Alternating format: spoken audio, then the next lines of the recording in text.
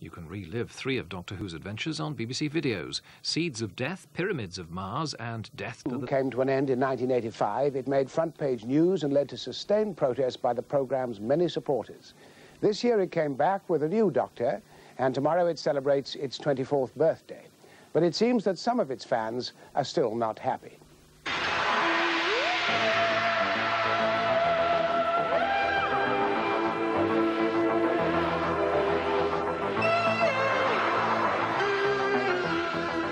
There's too much light entertainment creeping into it, which has deviated from that drive towards good Gothic drama. The last 8 or 9 years have seen a very, very steep decline in the quality of the show, and it's become a sort of mockery pantomime version of its former self. Oh, don't underestimate her.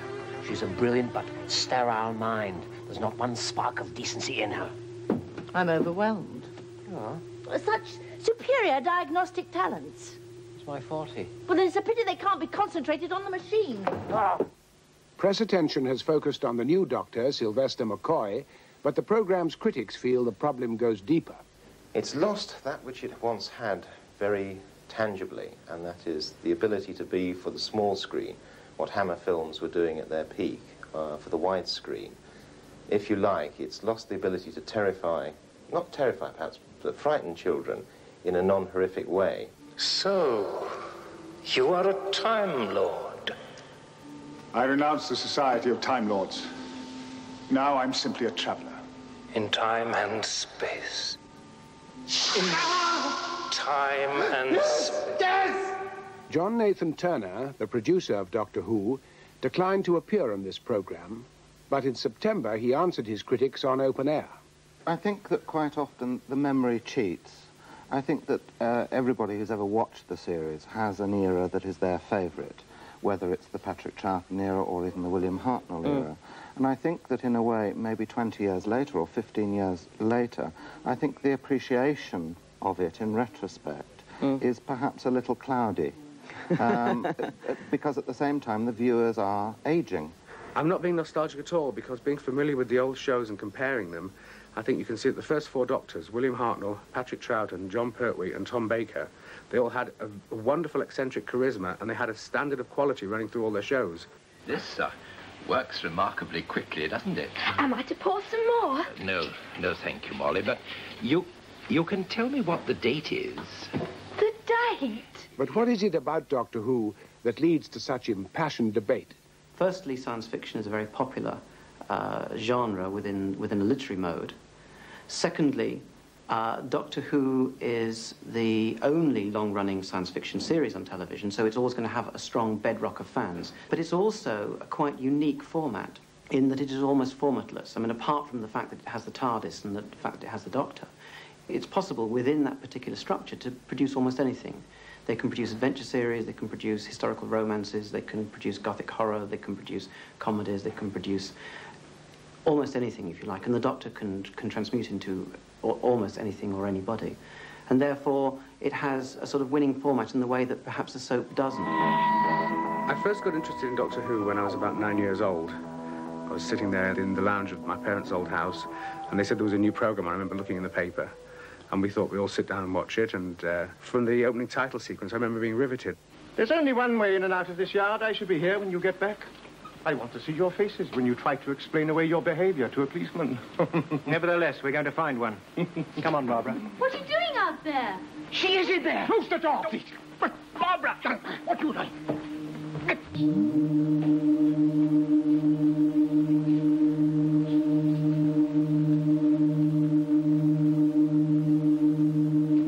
Close the door, Susan. I have seen every single Doctor Who episode that has ever been transmitted.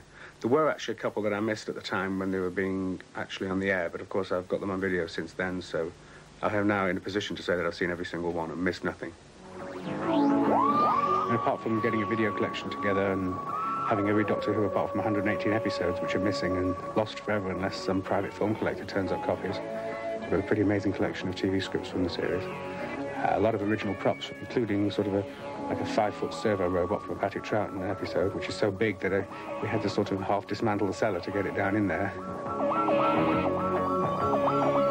Like a couple of hundred, you know, the old black and white film recordings. So I like to keep them on film. That way, if the video's damaged, the film is preserved.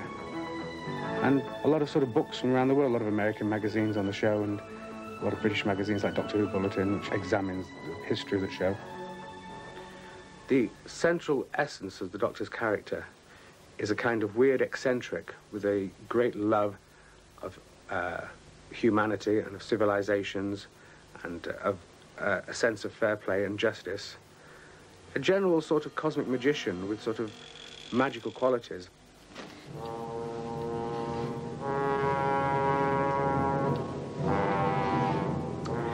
Historical background for Doctor Who is very interesting in that it comes into being in the early 60s. And it comes into being at a time when there is the new drive towards scientific understanding, the space race between America and the Soviet Union. But there certainly seem to be connections with the Eagle comic of the 50s. And Doctor Who would seem to take over fairly directly from that sort of comic. At the same time, it's more complicated than that. There are certain traditions that they share. They share a tradition of, on the one hand, that's sort of new scientificism. On the other hand, they also share a certain moralism. The sort of deep pacifism that runs through Doctor Who would seem to be part and parcel of the sort of the BBC's own very, very liberal, in some ways rather Christian values that it embodied at that stage. The essence of a Doctor Who is what each actor brings to the role himself, and also how that's then qualified by the sorts of programmes that each individual producer then wants. As well as that, the performance has to have a credibility, because one of Doctor Who's strengths has been a sort of liberal moral passion. William Hartnell brought to the programme a sort of grandfather figure, and he was also a teacher. And what the BBC were looking for at the time, it seemed, was something which would encourage children to take a more positive attitude to learning. Patrick Troughton brought more whimsy to the programme. He didn't want to play himself, and in that respect what he did was he produced a performance, and it was much more comedic. He was much more of a dotty uncle to Hartnell's rather grumpy grandfather figure. John Pertwee had a fascination as John Pertwee the actor with high technology in the form of a variety of different types of transport. He was much more the James Bond type figure. Tom Baker was a much quieter performance. You'd think about what Pertwee was going to do next. You'd think of what Baker was going to think about next, how he would think his way out of a situation. He was much more of a student, rebellious type figure, manifested in his sort of bohemian attire. Peter Davison was a way of making the Doctor very different to Baker, who'd been in the programme for so very long. The way he did this was to make the Doctor more vulnerable. But at the same time, it was difficult, I think, to perceive the Doctor as being somebody who could possess so much knowledge and experience, and someone who appeared so young. I'd like to think that Colin Baker didn't bring an awful lot of himself to the performance, because actually his Doctor was extremely unlikable. He was brash and arrogant, and had bad taste. And again, it's difficult to invest a lot of confidence in a figure who has such faults.